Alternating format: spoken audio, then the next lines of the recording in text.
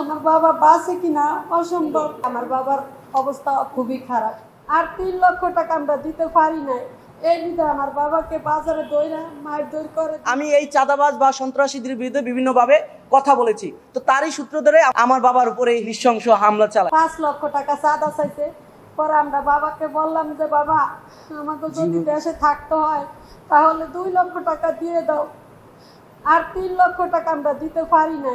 এই বিধে আমার বাবাকে বাজারে দইরা মায়ের দই করে 2জন অসীম লোক দিয়ে আমার বাবাকে বাজারের পূর্ব মাথা থেকে পশ্চিম মাথায় নিয়ে চা খাওয়ানোর নাম দিয়ে নিয়ে নুরু চকিদার, তারপর নুরু মাতাব্বর, দোকানদার সবুজ, তারপর মিজান চকিদার, আক্তার চকিদার, মিলন ব্যাপারী, নেওয়াজ ব্যাপারী, রাসেল ব্যাপারী সহ আরো অন্যান্য 4-5 জন লোক ছিল। আমার বাবার অবস্থা খুবই খারাপ। আমার বাবা বাঁচে কিনা অসম্ভব। আপনারা সবাই দোয়া করবেন আমার বাবার জন্য।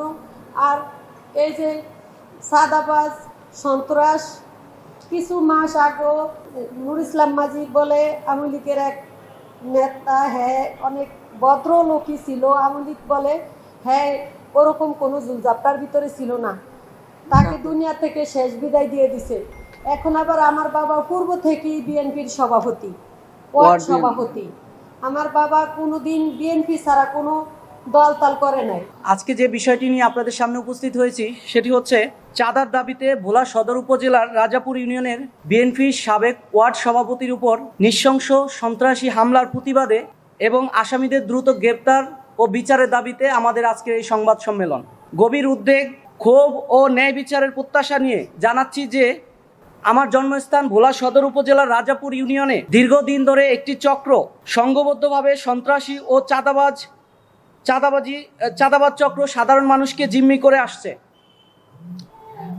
পেশি শক্তির প্রভাব খাটিয়ে তারা এলাকায় আধিপত্য বিস্তার করছে এবং বিভিন্ন অজুহাতে সাধারণ মানুষের কাছ থেকে জোরপূর্বক অর্থ আদায় করছে। গত কয়েক মাস আগে উক্ত চক্র আমার পরিবারের কাছে 5 লক্ষ টাকা চাঁদা দাবি করে, অন্যথায় আমাদের যে কৃষি খামার রয়েছে সে খামারে কাজ করতে পারবো না এবং স্থানীয় যে বাজার রয়েছে সে বাজারে উঠতে পারবো না বলে হুমকি প্রদান করে। আমার বাবা কৃষি খামার ও জীবনের নিরাপত্তার কথা চিন্তা করে বাধ্য হয়ে পর্যায়ক্রমে আমাদের ভাইয়েরা এবং বাবা একে অপরের অজান্তে 2 লক্ষ টাকা প্রদান করে বিভিন্ন সময়ে। আমি পরবর্তীতে বিষয়টি জানতে পেরে সামাজিক যোগাযোগ মাধ্যমে ফেসবুকে তাদের বিচারের দাবি জানাই এবং আর কোনো চাঁদা দিতে অস্বীকৃতি জানাই। এতে সন্ত্রাসীরা ক্ষিপ্ত হয়ে আমাকে হত্যার হুমকি দেয়। একই সাথে তারা প্রকাশ্যে আমার বাবাকেও হত্যার হুমকি দেয়।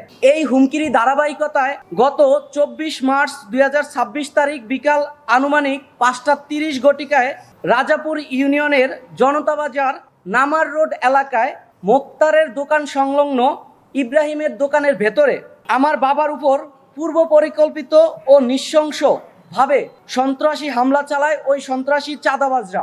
হামলাকারীরা লোহার রড ও পাইপ দিয়ে এলোপাথারি আঘাত করে তার 2 হাত এবং 2 পা সহ শরীরের বিভিন্ন স্থানে বিভিন্ন অঙ্গে মারাত্মক জখম করে এবং তাকে একটি দোকানের ভেতরে ফেলে রেখে যায় মুমূর্ষ অবস্থায়।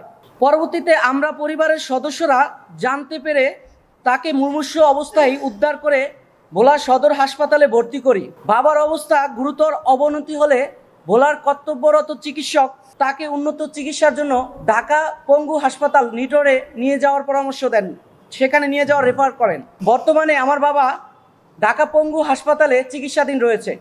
সেখানকার রিপোর্ট অনুযায়ী আমার বাবার শরীরে 4 হাত পা সহ বিভিন্ন হাড় ভেঙে যাওয়ার তথ্য পেয়েছি। আমার বাবা দীর্ঘদিন ধরে বিএনপির রাজনীতিতে যুক্ত ছিলেন। দীর্ঘ সময় আমার বাবা বিএনপির রাজনীতি করায় নির্যাতন ও হামলা মামলার শিকার হন। তিনি রাজাপুর ইউনিয়নের সাবেক 6 নং ওয়ার্ড এবং বর্তমান 3 নং ওয়ার্ডের সভাপতির দায়িত্ব পালন করেছিলেন দীর্ঘ সময়।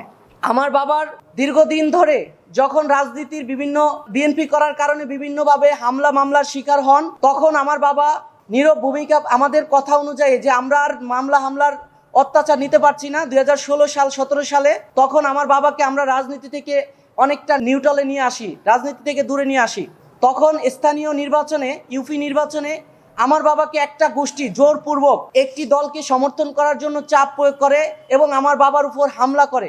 তখন একজন চেয়ারম্যান পদপ্রার্থী তিনি আমার বাবাকে দেখতে যান এবং আমার বাবার চিকিৎসার ভার বহন করেন।